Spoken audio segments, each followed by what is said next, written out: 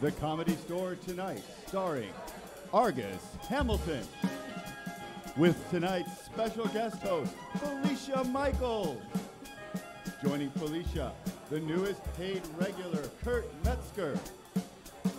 The very funny Kate Quigley. And now, live from the basement of the world's greatest comedy club, give it up for your host, Felicia Michaels!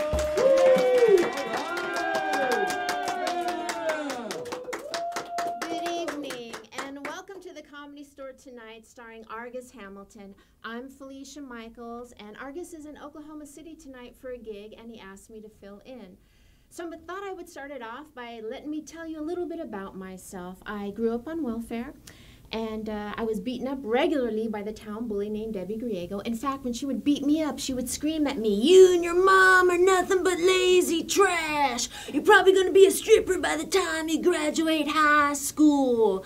And I thought a lot about what she said to me on the night that I actually did become a stripper. Now, looking back at the 80s, it was safer for a young woman to be a stripper and a comedian than it was to go to an Ivy League school.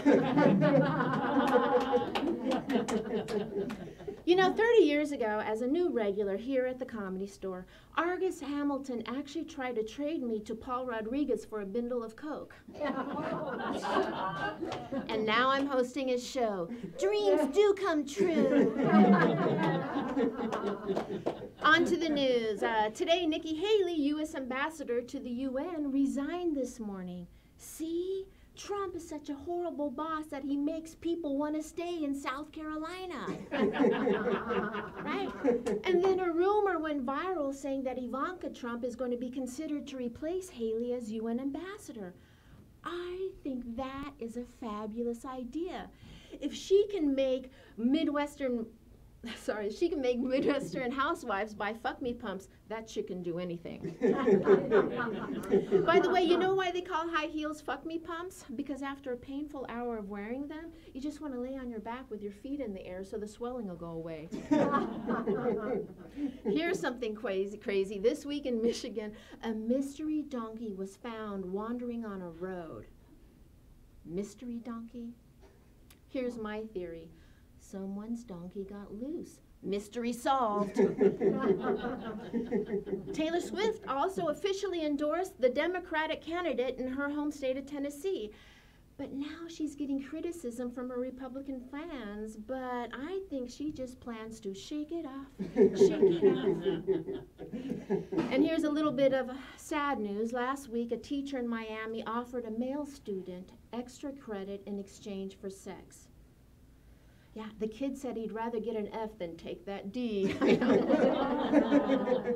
But the best news all week has been this. Popeye is celebrating its 3,000th store opening with a special menu item, chicken dipped in gold. Hell, I'd go there if they would just start dipping their chicken in some chicken. Well, anyway, we have such a great show for you guys tonight. We have the amazing Kate Quigley, and we have Kurt Metzger. Stay tuned. Woo!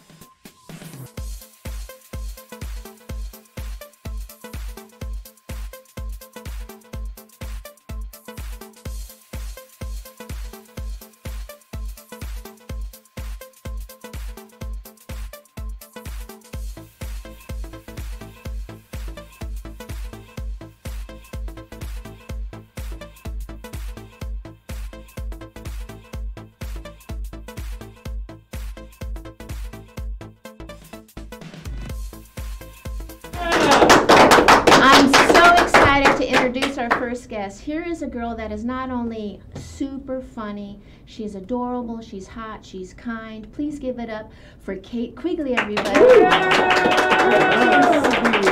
Thank you. You're welcome. Thank you for doing the show and sharing your time. Oh my gosh, I was so happy you asked me. Flattered. You know, I want you to know, I see how much you're traveling around on the road, headlining already this soon in your career. You understand that's like a big accomplishment, right? Thank you. I do. It's so funny though, because it's like, and I'm sure you can relate, like people send me messages like, congrats on all your success, you're killing it. And I'm like, I'm eating ice cubes for lunch. Like I'm at the 99-cent store again. Right, but, right. But yeah, no, I don't take any of it for granted. Like I used to have a job where I made a lot of money and I was miserable. And now I have a job where I make no money and I'm happy. And it's way better. You know? Well, what did you do before you did comedy? Oh my gosh, I used to be an event MC, so I would travel around and like work state fairs, car shows, sporting events, and it was cool because I got to interact with people, so I got used to being on stage, but I was never passionate about any of the products. Like I would be like hawking dog food or like, you know, trying to sell a Hummer. How do you even get a job like that? I call them hot girl jobs, but I'm not calling myself a hot girl. It's just well, I'll do it for you. You're a hot chick. Thank you. But I was never the hottest. I was always like the least hot one in the group, but the one with the personality. So they'd stick me in with like the really hot chicks, and then I'd be the funny one. And I just traveled around basically just with hot girls that didn't talk, and I would talk. Kate was recently on my podcast that I do with Jessica Wellington called Liars Club, and you told the story about a girlfriend. I know I got to bring this up because it is so hilarious. I wish it was my story. I know, it's such a great story, but it was about your girlfriend who, tell us the story, because I don't want to give it, I want you to tell the story. Okay, so it was supposed to be, I think we were supposed to talk about like the worst thing that could happen on a date or something. My girlfriend, she met a guy, she went home with him, they had a great first date, they ended up hooking up at his house, and she spent the night. And then the next day he woke up and was like, you can chill here, I'm gonna go to work, just lock the door when you leave, let yourself out.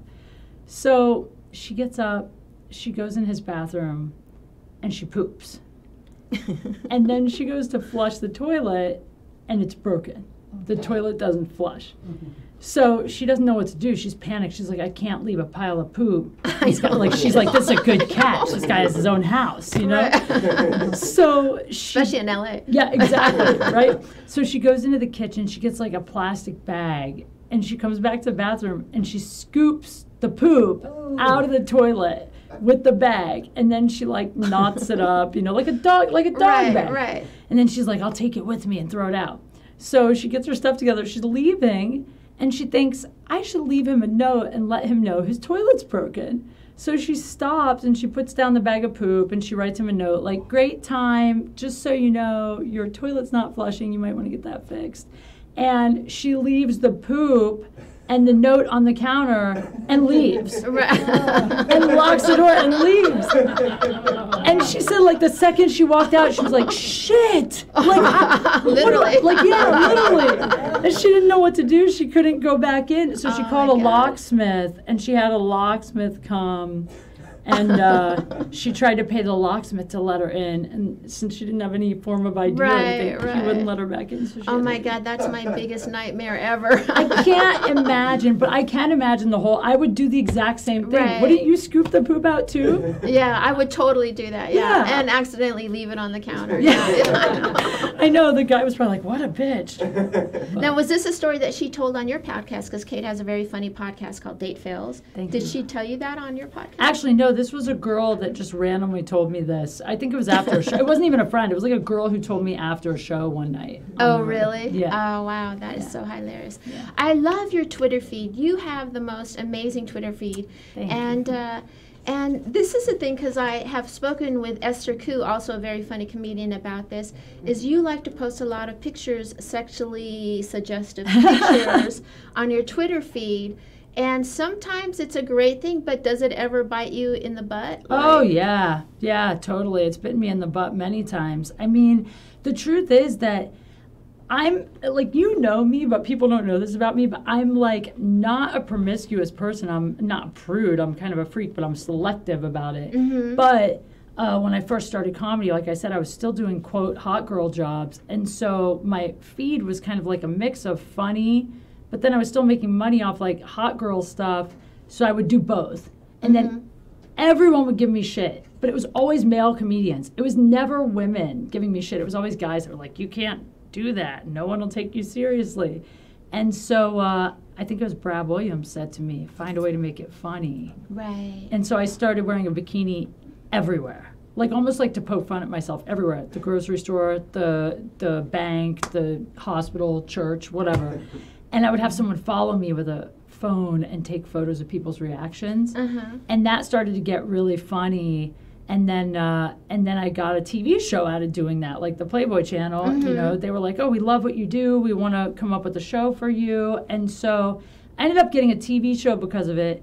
But there have been times I've lost work because, you know, like ABC Family's like, I don't know, Kate's a little risque for us. She's posting cocaine jokes again. So, I mean, I don't know. I try to just do what I feel in the moment. Yeah. We were talking about this, but like also the older I get, the less of those I feel like posting. So I post them when I feel it. That's really the truth. But I just don't think women should be ashamed to, I mean, we're not going to look like this forever. That's exactly right. You know? Because when you bring up the Playboy thing, I did pose in Playboy after I had won Star Search. Yeah. And then I was like, you just won the most apple pie contest in America. What do you want to do? Show my titties in Playboy. And I got so much shit from everybody. Yeah. And there were actually a couple women here at the Comedy Store at the time that were comedians, and they were very hostile towards me.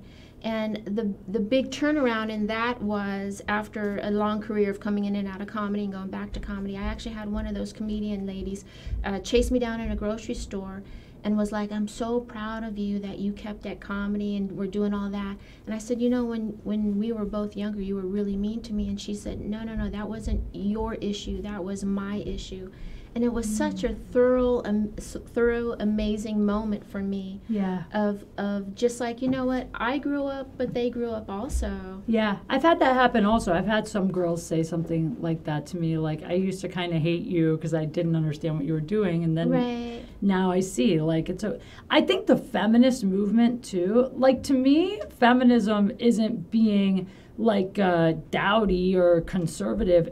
Feminism is being able to express your femininity however you want to. Or don't express it. Exactly. Yeah. Whatever. But I also feel like in some ways I'm glad that I took shit for it because it put a huge chip on my shoulder and it made me want to be funnier. Right. So it made me like, oh, I have to be that much funnier because no one thinks I'll be funny. So it made me work a lot harder than I probably would have if I hadn't gotten any of that hate. And the truth is, too, it doesn't matter what you do. People are going to hate you.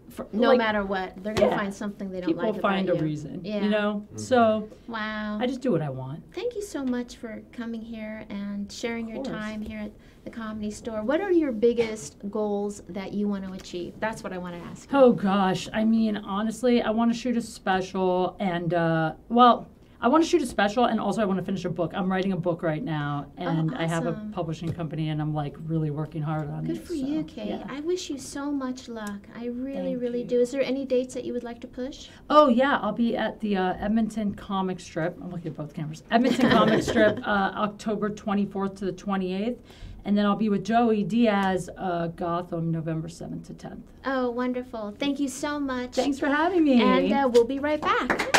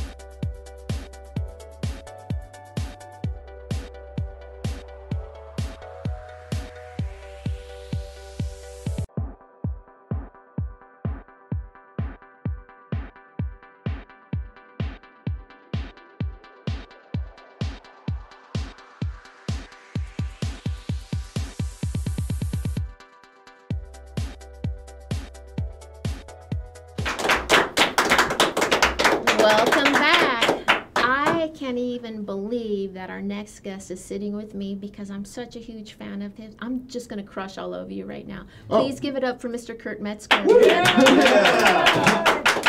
Thank you. It was like, what's that talk show that Ace Rothstein had on Casino, where he was like fighting the gaming commission? Oh, yeah.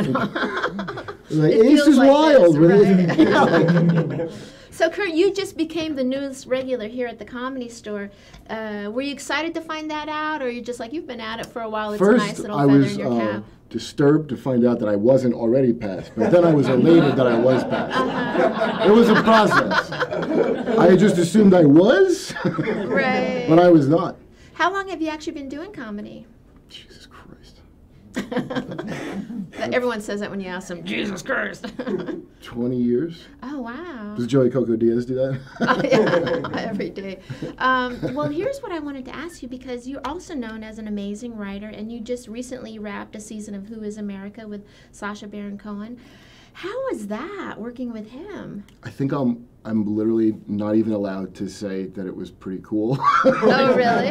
You sign a thing, like, I signed a contract that looked like the fucking book of Numbers from the Old Testament. It's like, and you will not speak of Moishe who begat. But I mean, I'm pretty proud of it. I think it's pretty good. Absolutely. Was that the most challenging thing you ever actually wrote on? And do you find it more exciting to write for someone else's voice or for your own? Well, I don't want to write. I just have to. I don't want to. I just made money that way first, so I just had to do it. But I fucking hate writing, to be honest. That show was particularly fun to me because I can't get it, but I really enjoyed it. I did not find that to be rough. But I just don't want to go to an office, and I don't want to. I mean, it's good that I did it because I can write in a group with people. You know how you got to kind of. It's different to write your act or something. It's you got to be less precious because you're not something might not even have heard that you said or like tossed away that you worked on. So that was good for me because I'm not precious about jokes now, Right. Is it scary now today sometimes when you want to go on the edge and kind of write something that not everyone will get or it'll hurt some feelings? On social media, sure, but not in comedy. Yeah. I've never had like a thing happen for a joke. I got in trouble one time for Facebook, but I don't go on that shit. So yeah. But that's where it's all dangerous. But if you think of like the amount of like just like bad things in your life that were directly related to social media, it's like a shocking amount. Mm-hmm. If you live in a Western country. Right. Now you say you're going to do you're working on a new hour. Mm-hmm. Is there a theme to that hour? I don't know. Maybe I have to say I'm not done with it. Yeah. It could. I don't know. I had a name before, but now it's been a little while since I came up with that, so it might be a different thing by the time I get there. Yeah. I'll maybe like have it together and then name it. If I had like a really super clever name, yeah, sure I would. Yeah. I would throw it out, but I don't. Now I do know that, and I hope it's okay to bring up that your girlfriend is also a comedian. And how does that help your comedy when two people? Because I know I was married to a comedy manager, and sometimes it was the most annoying thing. Like one time I was working in Cincinnati, and the club owner and I didn't get along, and I called up my husband at the time, and I was like, and then the club owner, blah, blah, blah, and his reaction was like, what did you do? Well, whose fault was it? I mean, was it like there turned to be his fault? It was just one of these things where, because when you fly into Cincinnati, you have to actually fly into the airport in Kentucky, I think it is. Right. And you have a long drive to Cincinnati, and the whole time that we were driving to the hotel, because it was late at night, it was like Valentine's weekend, of course, because it's a terrible time for comedy shows. By the way. Yeah, that's when they always get the girl. Please don't. Just never take a first date to comedy. That's all. It's not for that. It's for married people that have nothing left to say to each other, and then I talk. That's the only time you're welcome. But Valentine's Day, get the fuck out. Is that which camera's on? Both of them are. So don't come on a first date. Have you ever had a situation, being that both your girlfriend is a comedian and yourself, where it's kind of been like, oh no, awkward? Sure. But my girlfriend now has been doing it for a little while, so it's not like I think it sucks if it's like, one of you is brand new and one of you isn't. That's more of a headache, I think, than Right. somebody has their own kind of career going, But yeah, certainly. And I got a whole completely different philosophy about like what I'm worried about, than she did when we were first dating. So I don't know. It's overall fine as long as it's not an unfunny person. It's fine at this point. I just can't be with somebody unfunny. Not even if it's someone outside the business. They could hand me a check and be not funny. Well, I mean, even like a comic that sucks, I'd probably rather hang out with than a average person. Oh, Except some friend of mine that, that I know in a while that's funny, but right. it gets dull. We're meeting like actors and shit. Like it's like, Jesus, they're boring compared to comics. It's fucking boring.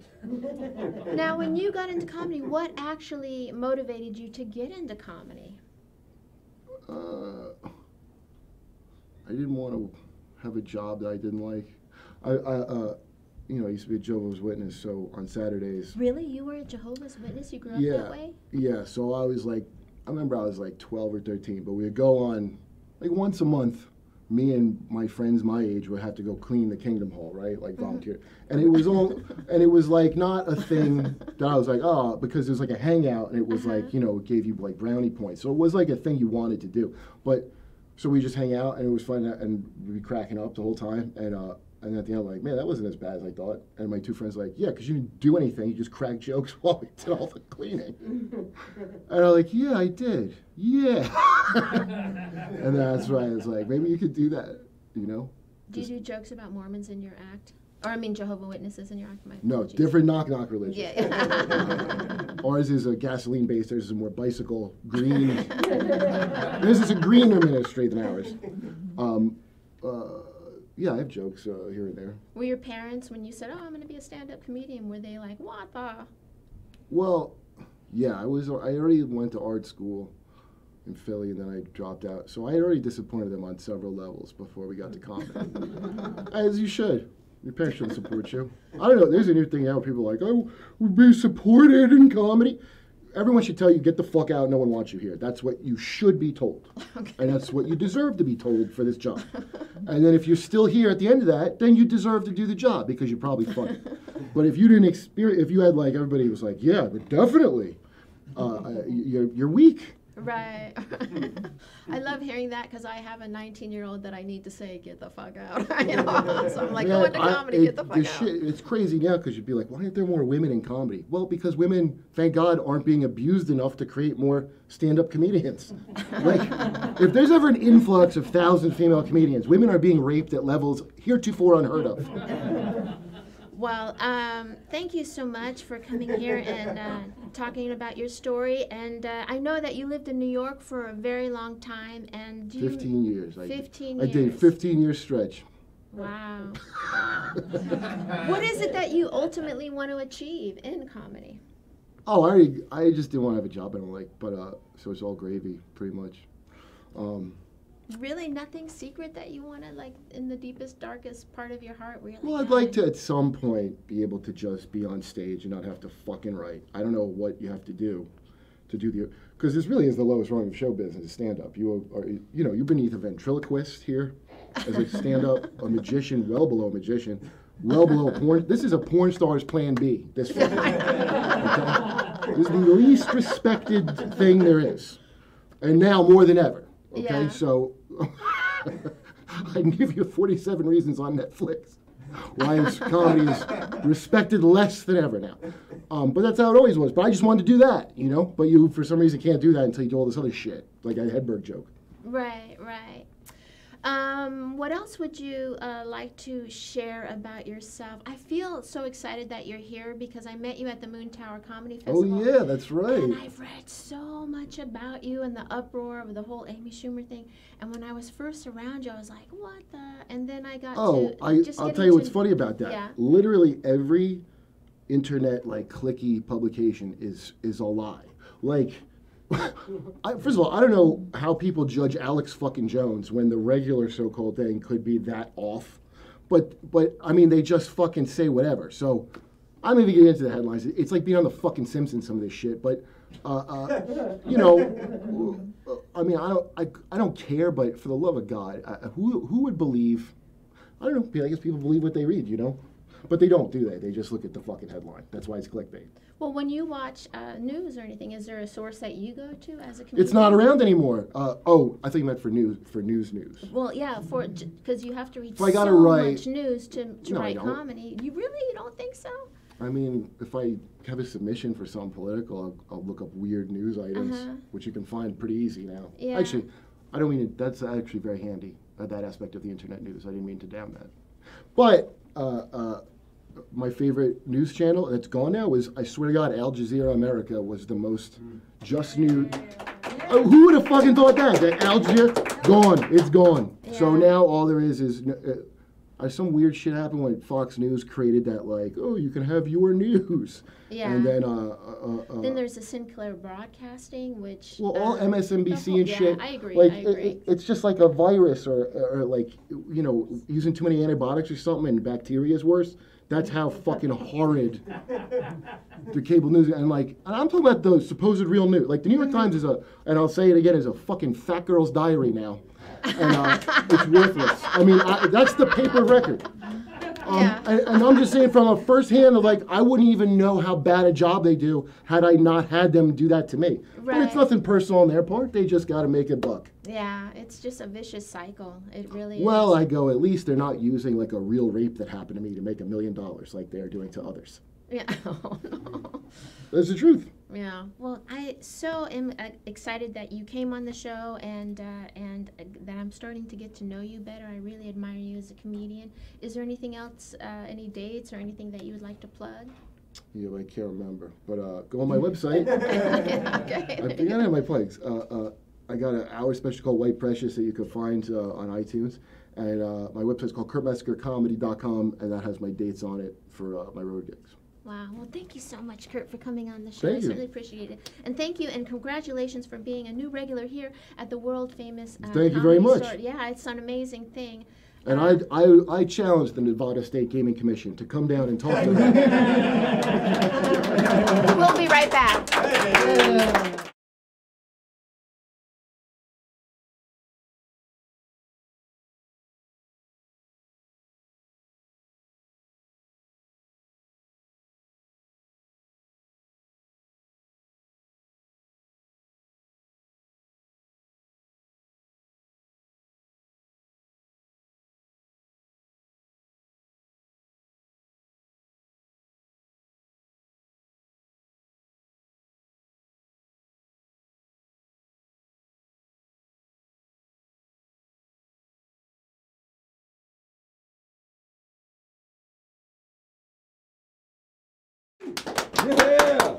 Thank you guys for tuning in, and you Oklahoma residents can go see Argus Hamilton at the Oklahoma City Comedy Festival October 10th at Will Rogers Event Center, October 11th at Looney Bins, October 13th at the Sooner Theater and the Main Site Gallery.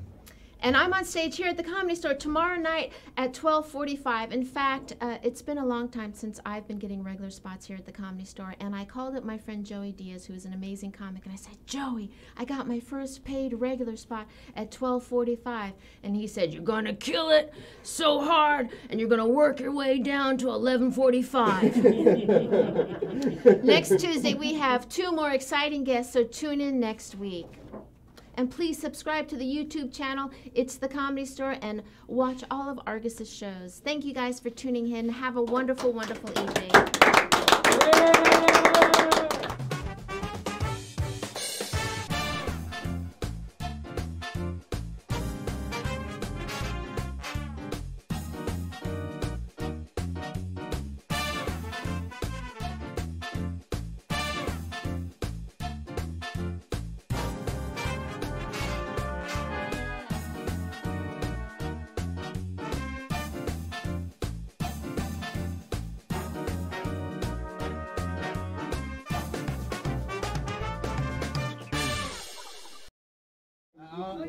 Come say hi. Get in here. What are you doing? Hi, Argus. Hey, Argus! Thank you, Argus. We had fun.